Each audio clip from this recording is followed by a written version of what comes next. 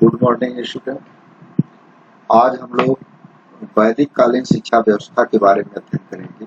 पिछले वीडियो में हमने आप लोगों को बताया था कि उस समय के समाज किस तरह से था, किस तरह से उस समय के लोग थे और किस तरह से राजनीतिक स्थिति थी।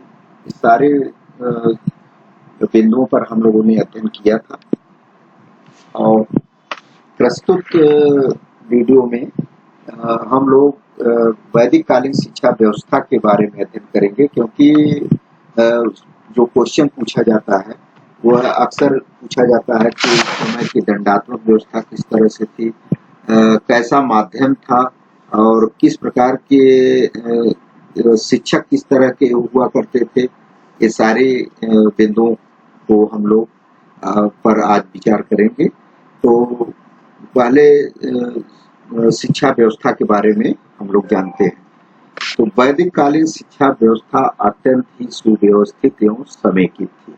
वैदिक कालीन जो शिक्षा व्यवस्था थी वो उस समय के समाज के अनुकूल थी, क्योंकि उस तरह से पढ़ाई के लिए न तो सरकार की तरफ कोई सरकार हुआ करती थी, बल्कि उस समय के ऋषि मुनि ही शिक्षा दिया करते थे और शिक्षा जो है वो सभी के लिए सुलभ थी। उस समय की शिक्षा प्रणाली में प्राथमिक, माध्यमिक और उच्च शिक्षा ऐसा कोई विभाजन नहीं था। उस समय की शिक्षा व्यवस्था में न तो प्राथमिक और न तो माध्यमिक और न तो उच्च शिक्षा की व्यवस्था थी, बल्कि एक ही शिक्षा व्यवस्था थी जो कि 12 वर्ष तक वह शिक्षा व्यवस्था थी। उसमें प्राथमिक से लेकर उच्च तक का अध्ययन किया जाता था। अनौपचारिक शिक्षा बच्चे के जन्म से ही आरंभ हो जाती थी। अनौपचारिक शिक्षा कब से आरंभ होती थी? जब बच्चा जो है 5 साल का हो जाता था, उसी समय से अनौपचारिक शिक्षा माँ बाप द्वारा और समाज द्वारा उसको मिलती थी। वैदिक शिक्षा में संस्कारों एवं मंत्रों का विशेष महत्व था। उस समय की शिक्षा व्यवस्था जो है वह संस्कार और मंत्रों पर आधारित थी। बालक 5 वर्ष की अवस्था पूर्ण कर लेने के बाद ही गुरुकुल में प्रवेश कर सकता था। ये क्वेश्चन अक्सर पूछा जाता है कि बालक जो है कितने वर्ष से जो है वह पढ़ने जाता था, तो 5 वर्ष के बाद ही वह गुरुकुल में प्रवेश पा सकता था। 5 वर्ष की अवस्था में चूड़ाकर्म संस्कार किया जाता था। चूड़ाकर्म मतलब मुंडन संस्कार उस समय जो है वो 5 वर्ष की अवस्था में होता था, जिसे विद्यारंभ संस्कार भी कहते थे। यह विद्यारंभ संस्कार जो है वह चूड़ाकर्म संस्कार से ही आरंभ होता था। इस संस्कार के बाद बच्चों की गृह शिक्षा शुरू होती थी। अनौपचारिक शिक्षा जिसको हम कहते हैं वह जो है वो 5 वर्ष के से विद्यारंभ संस्कार से ही शुरू होती थी, जो कि माता पिता द्वारा दी जाती थी।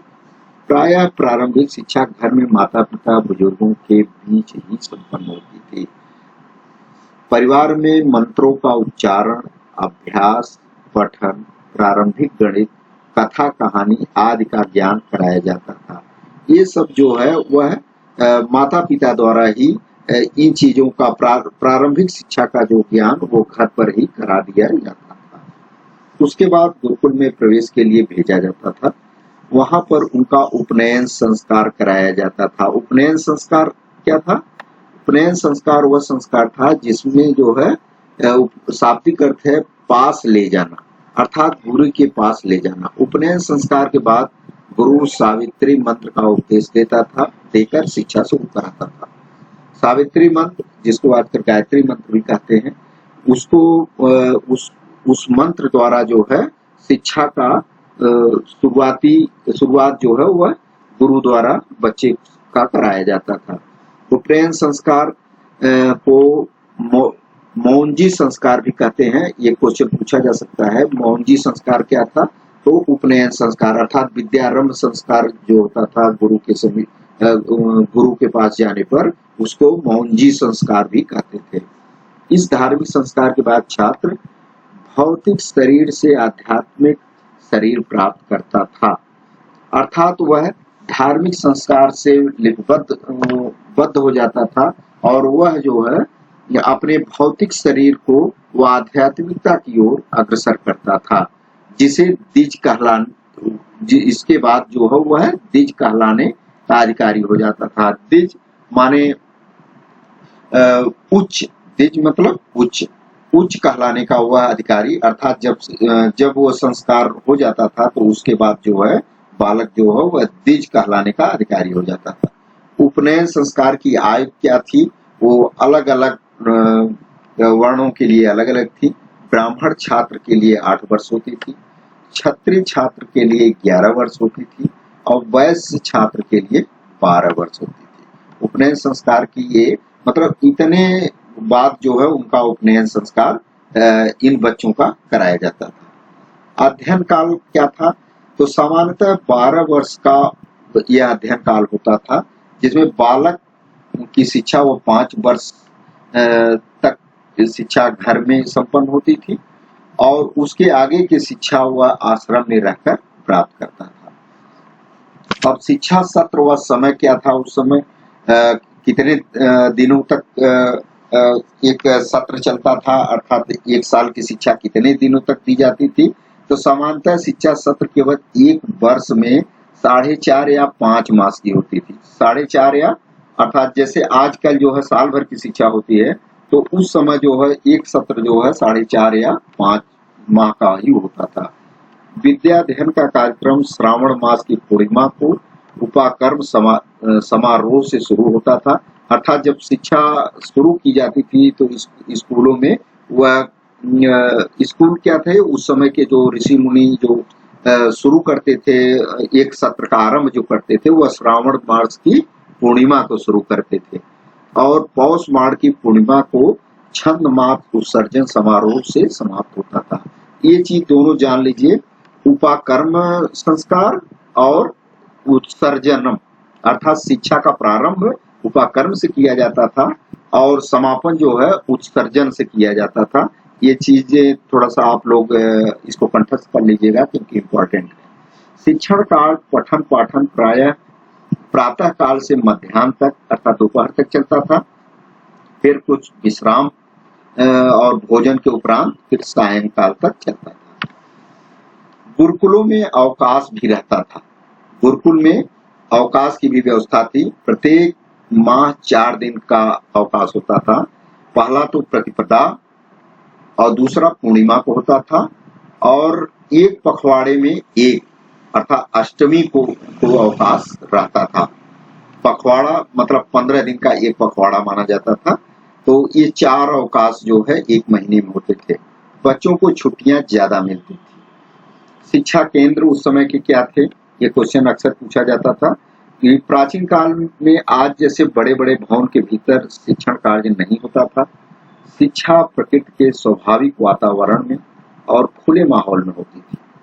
ये स्थान सामान्यतः गुरुजनों के आश्रम या घर हुआ करते थे, जो कोलाहल से दूर होते थे। यहाँ रहकर छात्र आचार व्यवहार के नियम भी सीखते थे।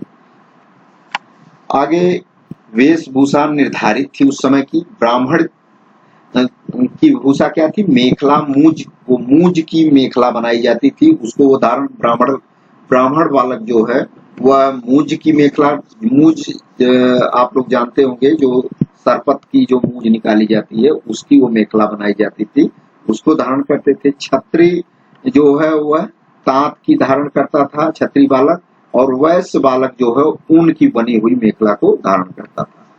अपने शरीर के अधोभाग के ढकने के लिए छात्र जो है, जो थोड़ा सा भाग खुला रहता था उसको ढकने के लिए छात्र सन, रेशम, ऊन के वस्त्रों का प्रयोग करते थे। क्योंकि छात्र की दिनचर्या में भिक्षाटन भी था, इसलिए वे छड़ी का प्रयोग करते थे, क्योंकि गुरु के लिए वो भिक्षा भी मांगने जाते थे, जिससे वो अपने साथ जो है वह छड़ी भी रखते थे।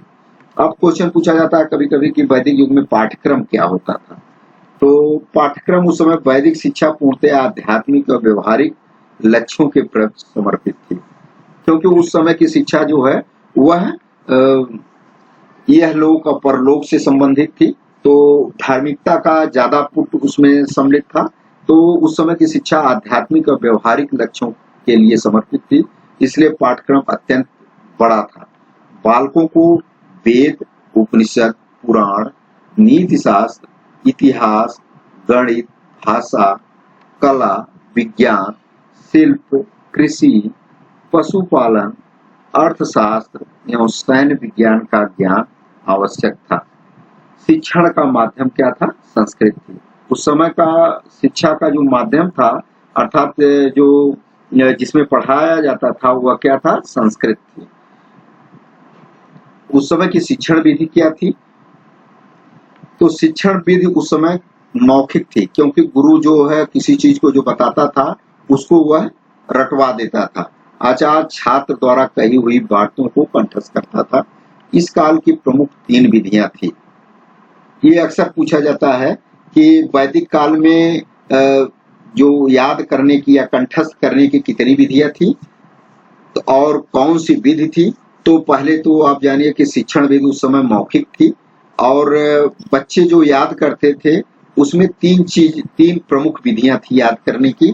पहले श्रवण माने सुनना, मनन माने चिंतन करना, निधिध्यासन में क्या होता है कि उसको कार्य रूप में परिणत करना। सर्वप्रथम छात्र गुरु की कही हुई बातों को सुनता था, फिर जो कुछ सुना उसका मन से चिंतन करता था और उसे अपने व्यवहार में उतारता था।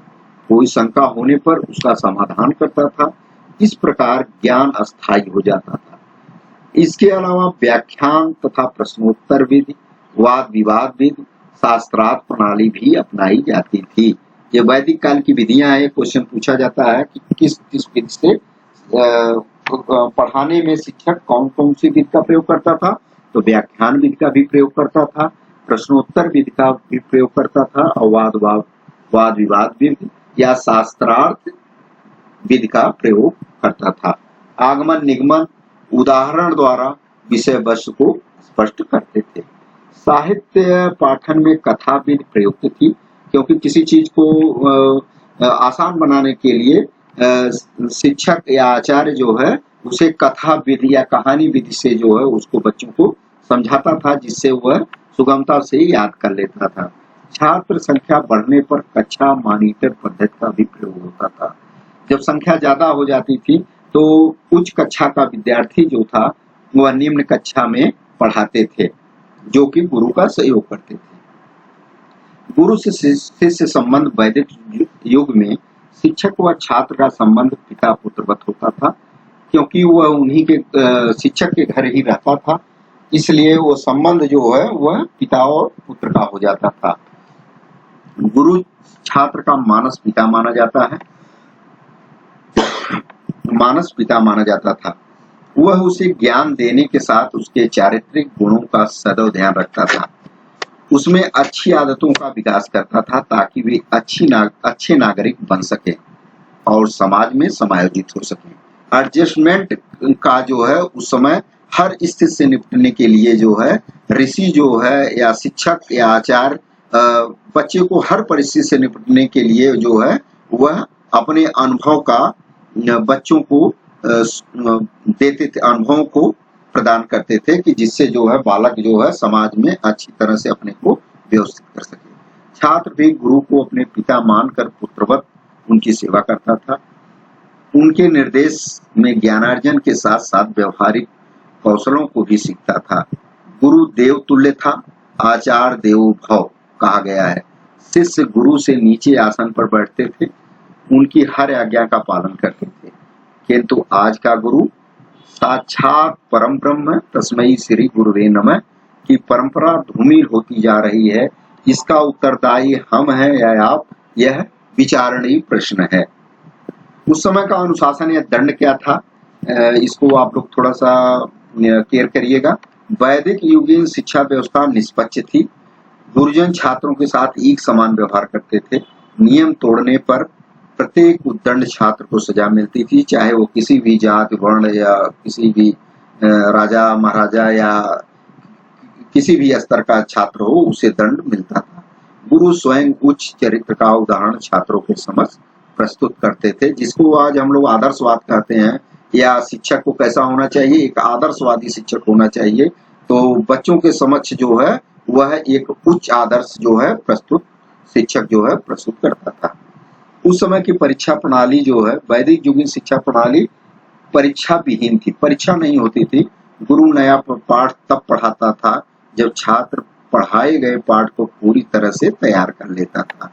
अर्थात पिछले पाठ को अगर बच्चा तैयार कर लेता था या बच्चे या शिष्य तैयार कर लेते थे, तब गुरु अगला पाठ को पढ़ाते थे। शिक्षा समाप्त पर विद्यार्थी को स्थानीय विद्वानों की सभा में उपस्थित किया जाता था, जहां पर पूछे गए प्रश्नों का वह उत्तर देता था। परीक्षा व्यवस्था न होने से कोई प्रमाण पत्र या उपाधियां नहीं दी जाती। उस समय न तो कोई प्रमाण पत्र दिया जाता था और न उपाधियां दी जाती थी। मुख्य लक्ष्य क्या था उस समय? ज्ञानार्जन करना। विद्यार्थी की स्थिति उस समय थी क्या थी? विद्यार्थी जीवन की समाप्ति गृह जीवन में पुनः लौटने के समय समावर्तन संस्कार द्वारा होती थी। ये क्वेश्चन अक्सर पूछा जाता है कि समावर्तन संस्कार क्या है? तो समावर्तन संस्कार वह संस्कार था कि जब गुरु के सानिध्य में रहकर शिक्षा व्यक्ति प्राप्त कर लेता था या बालक प्राप्त कर लेता था, तो उसका समावर्तन संस्कार गुरु द्वारा किया जाता था। उसे हम समावर्तन संस्कार कहते हैं। गुरु शिष्य को नया वस्त्र, आभूषण, जूता, पगड़ी, अंजन, छाता आदि देकर विदा करता था और होमादि क्रिया मधुपर्क के बाद शिष्य विद्यादान का व्रत लेता था। अंत में शिष्य अपनी सामर्थ्य से गुरु को दक्षिणा देता था। अब ये जो क्वेश्चन अक्सर पूछा जाता है कि वैदिक कालीन शिक्षा की समीक्षा कीजिए या उसका मूल्यांकन कीजिए, ये क्वेश्चन छोटा क्वेश्चन होता है लेकिन पूछा जाता है। तो आप जैसे लघु उत्तरीय प्रश्न में इसको लिख सकते हैं। तो समीक्षा या मूल्यांकन जो भी नाम से क्वेश्चन आए उसको आप ये लिखेंगे। उपर्युक्त विवेचना से स्पष्ट है कि वैदिक शिक्षा का मुख्य लक्ष्य बालक का बहुमुखी विकास करना था। मेन लक्ष्य उस समय क्या था कि बालक का चतुर्मुखी विकास किया जाए, उसे इस लोक में रहते हुए आध्यात्मिकता से जोड़े रखना था ताकि वह पथभ्रष्ट न हो सके। वैदिक शिक्षा अपने लक्ष्य के अनुसरण में पूर्ण कही जा सकती है, किंतु आज शिक्षण का जो स्वरूप बदल रहा है, उस परिप्रेक्ष्य में वैदिक कालीन शिक्षा आधिकारिक कही जा सकती है।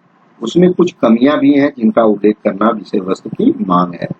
तो मूल्यांकन के अंतर्गत हम उसका मतलब उसकी समीक्षा जो हम करते हैं उसमें उसकी कमियां भी और अच्छाई